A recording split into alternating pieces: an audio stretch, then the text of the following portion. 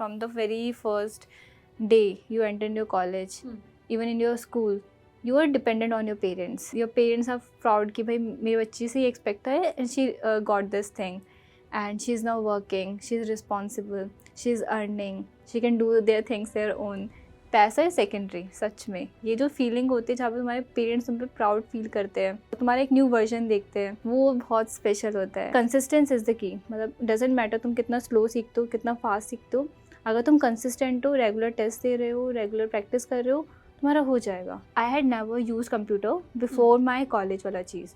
तो मैंने कहा मेरे को नहीं आता है, मेरे को तो पुश करना पड़ेगा, मेरे को कोडिंग नहीं आती है, मेरे को कुछ भी नहीं आता, कोई लैंग्वेज नहीं आती है. आपका टीचिंग स्टाइल मुझे बेस्ट लगता था. The way you teach, I just loved it.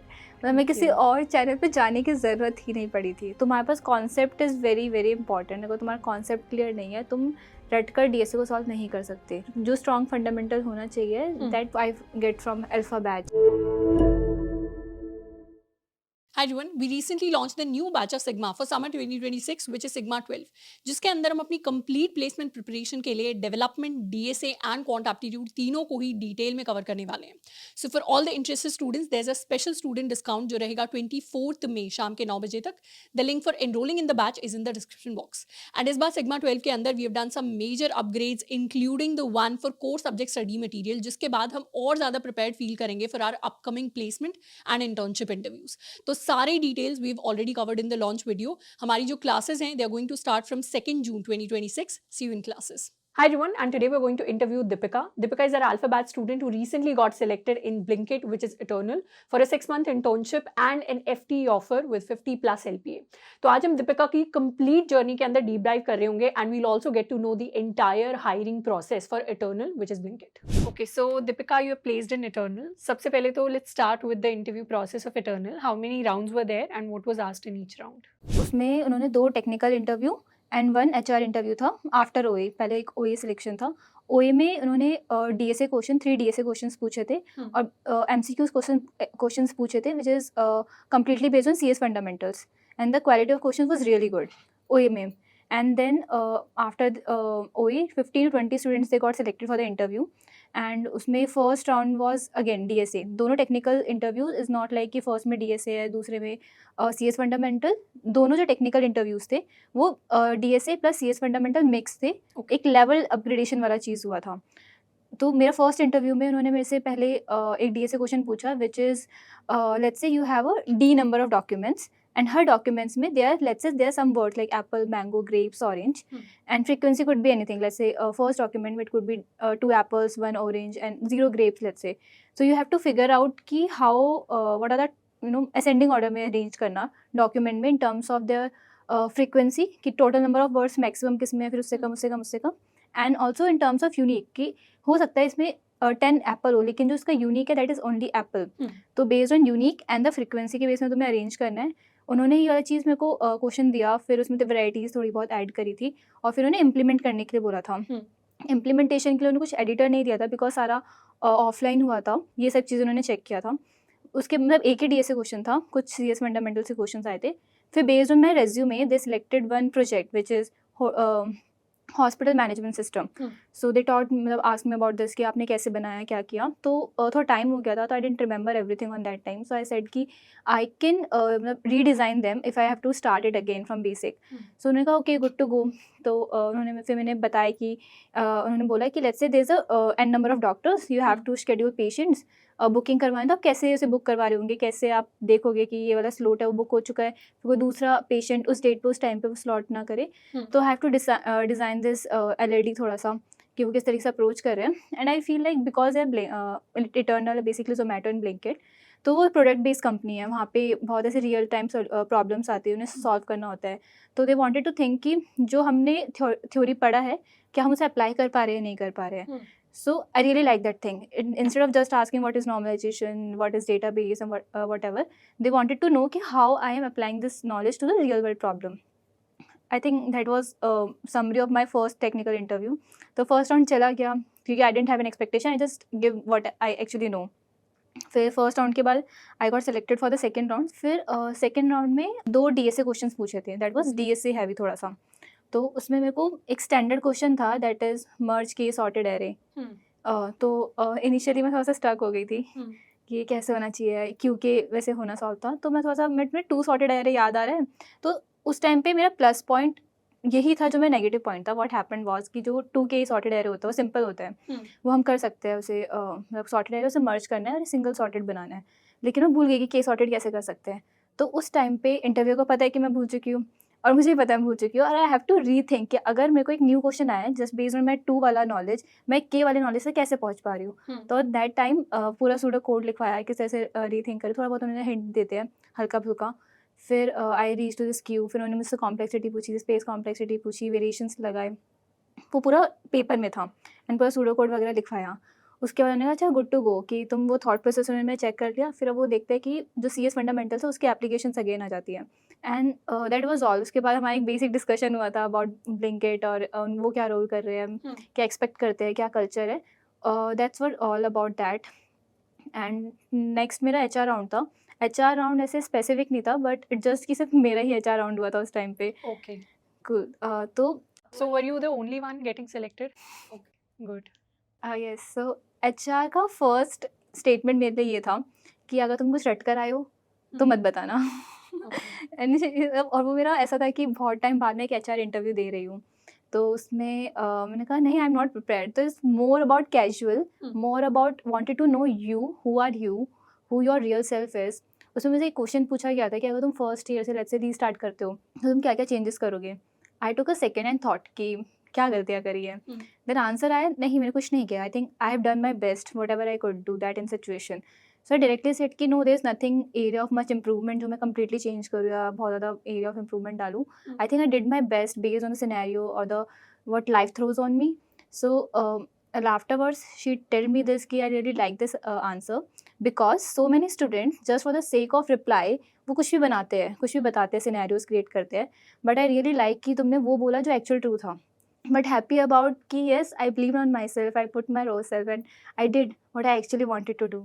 So to summarize the entire interview process of Zomato, first round was OA, second round was a technical interview, mix of DSA and computer science fundamentals. Third round was also a technical interview, mix of DSA and computer science fundamentals, heavy on DSA. And fourth round was HR round. ठीक है. Was there also a GPA criteria or a branch criteria? जो ओए में सारे बच्चे eligible नहीं थे, so they asked about the resume. So what I figure out कि they are not strongly based on CGPA, but yes 8+ CGPA is mandatory.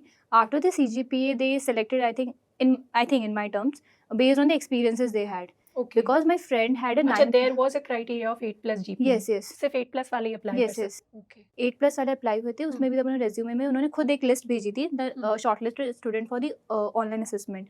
So there is my friend who has 9+ CGPA but didn't have any internship, ऐसे formal internship experience in a real Company. company. So I think she was not selected for the OA. So Okay. maybe there's a criteria just not based on OA, but the experiences or the tech stack they have demanded. Basically resume based shortlisting भी थी साथ में. Yes. Okay. ठीक है. Do you also recall the 2 DSA questions they asked in OA? Like what was the OA like, if you remember? It was a topic I remember, like graph and DP, Okay. and again this hash map. Graph, DP and hash map. Hmm. Okay. So you've already done the internship at Blinkit, right? On the process abhi going on. Acha, your 6-month internship is ongoing and you've already received the PPO and your full time will start in a Yeah. few months. Okay. So how has been your experience working with Blinkit team? I think this is something I ever wanted, because first product based company, second they actually put you on ownership. There's a thing in the whole eternal कि तुम्हें अपने काम की ownership रखनी होगी, and they don't treat you as an intern. They treat you as a full-time person. You have to go through with the real applications. Generally what I heard from the other companies was कि एक उनके लिए specific project निकाले जाते हैं interns के लिए. They worked on that. अगर कुछ अच्छा होता है तो वो एक्चुअल में यूज़ कर रहे होते हैं, whatever thing is. But in Blinkit at the day 0 they give me their original code base, Okay. The seller. मैंने कहा ओके, दिस होल बड़ा कोड बेस वाला चीज़। Also they ask me about my priority कि भाई मुझे back and में काम करना है, फ्रंट एंड में काम करना है, कैसे है, क्या चीज़ है।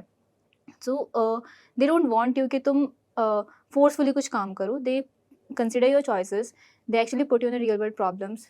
तुम्हारे पीआर एक्चुअल में मर्ज होते हैं, तुम्हारे फीचर्स लाइव जाते हैं। So Blinkit पे आपने कोई specific feature जिस पे work किया? हाँ, मैंने बहुत सारे फीचर्स पे काम किया है, बट दैट इज़ नॉट ऐसे। मैं बैकएंड में लॉजिक था, तो बैकएंड के लॉजिक्स में चेंज हुए सारे कि ऑप्टिमाइजेशन पे काम किए। जैसे मैं भी जिस टीम में, that is a seller team. Seller dashboard पे। हाँ, सेलर डैशबोर्ड पे जो सेलर सेंटर अपना हाँ। है उस पे बहुत सारे फीचर्स है, जैसे कि एक्सपेंशन हो गया, हम्म, इन्वेंट्री हो गया, SOA, that is SOA sheet हम डाउनलोड करते हैं, बिलिंग रिलेटेड चीज़ें। और अभी मैं recently I got into this project help and support. Hmm, तो लेट्स से सेलर को तभी कोई प्रॉब्लम आती है, तो they went to this help and support वाला पेज, हम्म, और फिर वहाँ पे वो रेज करते हैं, तो उस चीज़ को हम ऑप्टिमाइज कर रहे हैं। Good. So overall, your experience has been great with Yes. Blinkit. ठीक है. अच्छा, also tell us about your entire college journey from a tech perspective. First year में आपने क्या पढ़ा, क्या तैयारी की, second year, third year, and finally third year के end fourth year start में तो लग गई internship and full time offer मिल गया. So I took your batch in the before even joining my college. Okay. Because I was following you, that Aman Hatwal sir, 12 11 12 में physics से पढ़ी थी, और उसका थोड़ी इंस्पिरेशन, मतलब आपका टीचिंग स्टाइल मुझे बेस्ट लगता था, the way you teach I just loved it. मतलब मैं किसी you. और चैनल पे जाने की ज़रूरत ही नहीं पड़ी थी, तो मतलब इतना कॉन्फिडेंस था कि हाँ मुझे ये चीज़ आई है। आपका फर्स्ट बैच आया था, एंड आई नो कि मतलब अपना कॉलेज में एक ट्रस्ट है स्टूडेंट का, तो वहाँ पे मेरा बैच आया, and I had never use computer before my college वाला चीज़। तो मैंने कहा मेरे को नहीं आता है, मेरे को तो पुश करना पड़ेगा, मेरे को कोडिंग नहीं आती है, मेरे को कुछ भी नहीं आता, कोई लैंग्वेज नहीं आती है। और आपका जावा था आई गेस, तो जावा मैंने लिया। बहुत मुश्किल आ रहा है कि system dot out print ln मैं वापस से स्विच कर रही हूँ। ऑल्दो आई फिगर आउट कि अच्छा मैंने बहुत पहले शुरू किया, उससे ये हो कि मैंने बहुत चीज़ें हार्ड लग रहा था, क्योंकि फर्स्ट ईयर में डीएसए पूरा, जिसको जावा भी नहीं आती है, कोशिश कर रहे हैं, थोड़ा बहुत जावा की लैंग्वेज समझी। फिर कॉलेज में मेरा फर्स्ट ईयर में ही जावा पढ़ा दिया गया था, अच्छा, फर्स्ट सेमेस्टर में ही. सेकंड सेमेस्टर में जावा। सेकंड से. हाँ, ओके. किसी भी कॉलेज में जो फर्स्ट ईयर के सब्जेक्ट्स होते हैं सारे ब्रांच के सिमिलर होते हैं, बट एआई वाले ब्रांच के लिए थोड़ा डिफरेंट था, and I choose CSC AI. I am glad कि मैंने वो चूज़ किया, और उसमें भी हमारा जावा ही था। I didn't read C and C plus plus Okay. मैं whole college. You directly started with Java, no C, no C++. Even my college pushed me on Java only, and I took your course with the Java. तो मेरा C plus में क्यों जाना है? तो आई टुक your course, उसमें थोड़ा difficult हो रहा था स्टार्टिंग में, क्योंकि बहुत नया नया था, बट ये समझ आ रही थी। सो व्हाट आई डिसाइडेड कि भाई अभी जब तक कोर्स है, खत्म होने से पहले मैंने प्रॉपर अच्छे से नोट्स बना लिए, समझ लिया कि अगर नहीं पाएगा तो मैं नोट से रिवाइज कर पाऊँ कि एक्सेस खत्म हो जाएगा। तो मैंने फर्स्ट ईयर में प्रॉपर एक अपनी बड़ी सी नोटबुक बन गई थी, उसमें मैंने ग्राफ, टीपी, लिंक लिस्ट सबके अच्छे से एक एक क्वेश्चन चीज़ें समझ ली, सूडो कोड लिखा, और उसे मैंने कम से कम 10 बार रिवाइज किया होगा। Okay. And even on the last year जब मैं प्रिपेयर कर रही थी, क्योंकि डीएसए में क्या होता है, तुम्हारे अगर फंडामेंटल स्ट्रॉन्ग होते हैं ना, यू कैन रीमैप कि ठीक है इसमें ऐसा सॉल्व हुआ था, इस तरीके से हम सॉल्व कर सकते हैं इस प्रॉब्लम को, मिक्स मैच होते हैं बहुत सारी प्रॉब्लम्स का। तो वो रिवीजन के लिए I found it best notes, and मैंने अपने काफ़ी फ्रेंड्स को भी उस नोट से बढ़ाया कि ये लो ये लो ये लो, Okay. कि ये, और उससे ऐसे टिप्स में आता है कि ठीक है ये ऐसा क्वेश्चन है, इस तरीके से सॉल्व हो सकता है, इसकी वेराइटीज़ ये है, एक पूरा स्ट्रक्चर मैप बन जाता है। अभी अगर किसी को प्रॉब्लम आ रही है डीएसए में, मतलब स्ट्रक्चर मैप क्लियर नहीं है दिमाग में, एक माइंड मैप बनना इज़ वेरी इंपॉर्टेंट। Yes. उसके बाद तुम्हारी प्रैक्टिस ही होती है। हाँ, क्योंकि डीएसए में कुछ पैटर्न्स हैं जो बार बार आते हैं मल्टीपल प्रॉब्लम्स में, तो वो आइडेंटिफाई करना बहुत ईजी हो जाता है. तब तुम्हारा एक स्ट्रक्चर मैप बन जाता है, तो उस नोट से मेरे दिमाग में पूरा एक स्ट्रक्चर मैप बन पाया, because I visit that notes multiple times in my internship, in my last year as well. और सेकेंड ऑल्सो हमारा ऐसा था कि कोविड वाला बैचेस खत्म हुआ था, तो फर्स्ट ईयर सेकेंड ईयर में बहुत जल्दी पास हो रहा था, तो वो सब बहुत न्यू न्यू होता, तो फर्स्ट ईयर में मेक श्योर कि मैंने डीएसए के गो थ्रू कर लिया टॉपिक, सेकेंड ईयर में थोड़े से प्रैक्टिस करना शुरू किया, एक्चुअल कोडिंग वगैरह ज़्यादा किए। So I was a student in my whole group की भाई जिसको सबसे ज़्यादा डीएसए आता है, एबल टू सॉल्व, तो उससे कॉन्फिडेंस आना शुरू हुआ। इवन ऑन द सब्जेक्ट जैसे कि डीबीएमएस हो गया या फिर एल्गोरिथम से सब्जेक्ट्स हो गए, उसमें मेरा इंटरेस्ट ज़्यादा आ रहा था, उसमें मेरे अच्छे नंबर भी आए हैं। तो वहाँ पे मैंने सेकेंड ईयर पे I focus on the CS fundamentals. There is आपने एक वो बना रखा है, ड्राइव बना रखा है आपने, जिसमें सारे सीएस फंडामेंटल के नोट्स हैं, Yes. मेरे से वही पढ़े Okay. More than enough. Great. मतलब आई फील कि जितना ज़्यादा तुम पढ़ते हो ना, बहुत क्लस्टर्ड हो जाता है। तुमने अपने जे के जर्नी में भी डिसाइड किया होगा कि लास्ट मिनट में कुछ ज़्यादा न्यू मत पढ़ो, जो पढ़ा है उसमें रिवाइज करो, उसे कॉन्फिडेंट करो, और उसमें बेस्ड क्वेश्चन जितना ज़्यादा सॉल्व करोगे उतना बेटर है। तो आई ऑलवेज सर्च ऑन ऐसे यूट्यूब पे अपना कॉलेज डीबीएमएस नोट्स, फिर एक ड्राइव आता था, फिर सीएस फंडामेंटल के सारे नोट्स आते थे, फिर मैं वही पढ़ती थी। तो मैंने सीएस फंडामेंटल्स के लिए वो यूज़ किया था, और नोट्स आपके वो क्या था, प्रैक्टिस के लिए शीट फॉलो करी थी। Okay. मैंने फर्स्ट ईयर में डीएसए, सेकंड ईयर में सीएस फंडामेंटल्स एंड डीएसए भी थोड़ी सी प्रैक्टिस शुरू कर दी थी। थर्ड ईयर में मेरी इंटर्नशिप का थोड़ा सा ज़्यादा पंगा था, तो मैंने इंटर्नशिप वहाँ पे डेवलपमेंट बहुत ज़्यादा किया, हैकाथॉन्स वगैरह किए। So first second third year में जहाँ पे मेरे को पता चला कि मैंने कमी कहाँ पर आ रही है, तो फोर्थ ईयर में जब हमारा 2 मंथ्स का गैप होता है, वहाँ पे मैंने अपने सारे उस कमियों पे काम किया। Because even on my internship I was reached by the end round HR round तक पहुँच गई थी 3 कंपनी के, but was not able to crack that because I feel कि there is a communication gap. एक होता है आपका स्किल्स है, एक होता है आप उस स्किल्स को किस तरीके से प्रेजेंट कर रहे हो, किस तरीके से एक्सप्लेन कर पा रहे हो इंटरव्यू को. एंड आई फील कि इंटर्नशिप के टाइम पे मैं वहाँ पे लैक करी थी. तो I practice this 2 months with my friend कि हम साथ में पढ़ रहे हैं, मैं उसे क्वेश्चन एक्सप्लेन कर रही हूँ और स्ट्रक्चर फॉर्मेट में आ रहा है. Mock interviews. Yes, mock interviews practice किया और मैंने पढ़ाया भी. तो इससे ये हुआ कि जो मेरी सारी कमियाँ थी, जहाँ पे मैं लैक कर रही थी, जो रिवाइज में कमी आ रही थी, जो प्रेजेंटेबल नहीं हो पा रहा था, वो मेरे सब कुछ सॉल्व हो गया उस 2 महीने में. एंड द कंपनी व्हेन केम, फिर वो क्रैक हो गए. उसके बाद तो चैप्टर क्लोज हो गया था. तो 4th ईयर तो ज़्यादा हुआ नहीं, स्टार्टिंग में लग गई थी. तो this was my whole journey जहाँ पे क्या था. एंड आई फील ऑल्सो कि ये तो मेरा टेक्निकल वाला जर्नी हो गया, लेकिन देर इज़ ऑल्सो जहाँ पे मैंने डेवलपमेंट किया था. You have to find your niche. Very glad कि मैंने स्टार्टिंग से ही डेव वगैरह शुरू किया था, नोट.js वगैरह, तो उसमें मेरा इंटरेस्ट आया था. मुझे पता चला फ्रंट एंड में मेरा इंटरेस्ट नहीं है, तो कभी गई नहीं. तो डेवलपमेंट में बताओ कि क्या आपका टेक स्टैक था दैट यू लर्नड. मेजरली जो मैंने लर्न किया है that is from my startup, but उससे पहले मैंने ये पता चल गया था कि मेरे को बैकएंड में जाना है. फ्रंट एंड समथिंग जो मेरा मुझे अंदर से वाइब नहीं आ रही थी. मुझे बैकएंड में लॉजिक्स लिखने हो रहे थे. वहाँ पे जो एक्चुअल फंक्शनैलिटी होती है सारा कंट्रोल फ्रॉम बैकएंड ओनली, वो API कॉल्स वगैरह. तो मैं Node.js वगैरह किया था और AWS यूज़ किया था as a cloud service. Deployments रहते थे, थोड़े बहुत गेम्स बना रही थी. तो जब मेरे इंटर्नशिप शुरू हुई थी स्टार्टअप में, वो बेसिकली एक सर्वे रिलेटेड करवाती थी. But consistence is the key. मतलब डजेंट मैटर तुम कितना स्लो सीखते हो, कितना फास्ट सीखते हो, अगर तुम कंसिस्टेंट हो, रेगुलर टेस्ट दे रहे हो, रेगुलर प्रैक्टिस कर रहे हो, तुम्हारा हो जाएगा. ठीक है. Okay, and do you think there was any myth about placements, about internships when you started? बहुत ज़्यादा कंपनी क्या कहते हैं नहीं ले रही है, टफ होता जा रहा है सब. मतलब कल्चर, थोड़ा सा मेहनत करो ज़्यादा, मतलब थोड़ा डरा देते हैं. Fear mongering बहुत ज़्यादा है. बहुत ज़्यादा होती है. और यही कि बस कुछ लिमिटेड. ऑल्सो ना दिस वन थिंग कि लेट्स आपको एक कंपनी क्रैक करनी है, आपको बोलते इतना इतना कर लो, बट लेट्स से उस ईयर तक आते आते थोड़ी रिक्वायरमेंट चेंज हो रही है. तो आई फील कि better to train for this particular company या फिर कुछ ऐसे ही. आई फील कि तुम इंसान को इतना कैपेबल बनाना चाहो कि वो किसी भी कंपनी में क्रैक कर सके. The package of Blinkit is great. You have a 50 plus LPA CTC. Internship stipend is also very good. What do you think were the top 3 strategies that help you get placed in Blinkit? Strong grasp about your technicals knowledge, that is DSA and CS fundamental. Second is presentable about communication skill, how you're presenting this. Third is a little bit knowledge about the system design, because I didn't read completely system design के सारे topics पता है, but basic idea about how product works, what are the things you need to consider while building the product. Because if you're targeting a product company, you should be aware about these things basic. So the first good very most important technical बहुत अच्छा होना चाहिए. Second, वो technical का use करना आना चाहिए using your communication. And third, about based on the company, let's say this is a product based company, so should be knowledgeable about LD, थोड़ा सा low level design and high level design. Okay. And what was your parents' reaction when you told them about? They are so happy. They are so proud. You know, this is one of the moment. Package and everything is secondary. This is the moment I live for, no? Because the proud moment from the very first day you enter your college, even in your school, you are dependent on your parents. But this is a time you feel like now I can do also something towards your parents. Your parents are proud कि भाई मेरी बच्ची से ये expect है, and she got this thing. And she's now working, she's responsible, she's earning, she can do their things their own. पैसा है secondary. सच में ये जो फीलिंग होती है जहाँ पे तुम्हारे पेरेंट्स तुम पे प्राउड फील करते हैं, तुम्हें एक तुम्हारा एक न्यू वर्जन देखते हैं, वो बहुत स्पेशल होता है. मतलब this is actually very special. And what was the role of Alpha in your journey?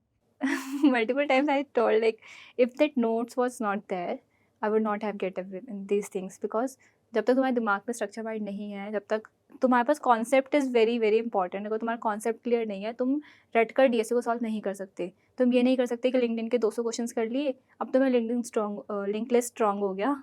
तो यू हैव टू वेरी जो स्ट्रॉन्ग फंडामेंटल होना चाहिए, that took I get from Alpha batch. I saw your video multiple times, literally multiple times. कि ठीक है यहाँ पे मुझे कुछ प्रॉब्लम आ रही है, यहाँ पे देखते हो उन्होंने क्या समझाया था. और यू द एग्जाम्पल्स के आप जो समझाते थे वो रियल लाइफ एप्लीकेशंस या फिर किस तरीके से हो सकता है, वो बहुत अच्छा था. And the best part best part about the batches वो बहुत लेंथी नहीं होता था. लेट्स से अगर मेरे को एक टॉपिक समझना है ना, उसको जितना रिक्वायर्ड है टाइम, मुझे सिर्फ उतने ही देखने की ज़रूरत है. वो वाला स्ट्रेच नहीं है ना इधर की ना उधर की, उतना ही टाइम जाता है. तो क्योंकि तुम्हारे पास बहुत सारे टॉपिक्स होते हैं, उस टॉपिक में भी बहुत सारे सब टॉपिक्स तुम्हें पढ़ना होता है. तो अगर तुम यूट्यूब पे जाओगे कुछ एक टॉपिक देखोगे तो बहुत लंबे लंबे वीडियोस है, बहुत टाइम कंज्यूमिंग है, तुम्हें नहीं पता कि कौन से पार्ट में कौन सी चीज़ छूट जाए. तो वो वही चीज़ मेरे को बेस्ट लगा कि अगर तुम्हें टू द पॉइंट तुम्हें कुछ चाहिए एक ईजी टू अंडरस्टैंड लैंग्वेज में, that help by alpha. Okay.